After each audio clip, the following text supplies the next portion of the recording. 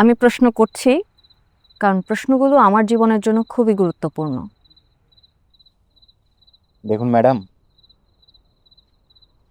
বিয়ের পরে আপনার এসব প্রশ্ন কিংবা তার উত্তর এগুলো কোনো কিছুরই সময় থাকে না। ঠিক আছে, আপনি বসুন।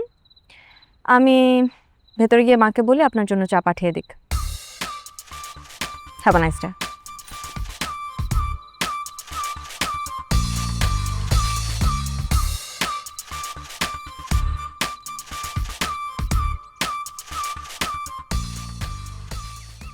আচ্ছা, আমি যে তোদেরকে আসতে বললাম তোরা কেউই যে আসলি না, মানে কেমন হলো ব্যাপারটা? আমি ভাবছিলাম মজা হবে, তুইও আসছিস ঢাকা থেকে, আসলি না কেন?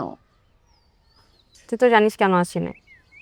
আমি গেলে তোমাদের প্রিয় বন্ধু আবিদ সে তো আসবে না, সেই জন্য আমি চিন্তা করলাম আমিই না যাই। বাহ, খুব সুন্দর। কিন্তু আমাকে একটু বলবি যে তোদের মধ্যে কি হয়েছে যে একজন আরেকজনের চেহারা দেখা বন্ধ হয়ে গেছে?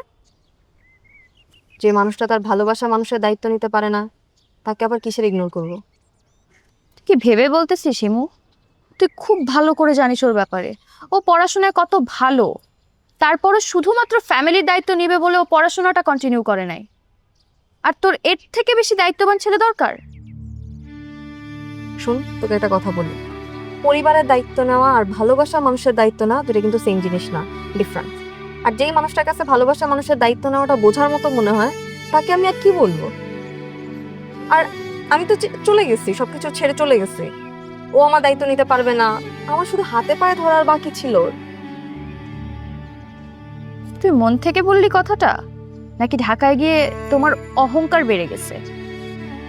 এখানে অহংকারের কিছু নাই।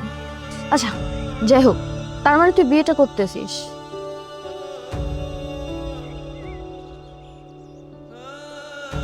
ঠিক আছে, থাক, বাড়ি যাবো, একটু কাজ আছে।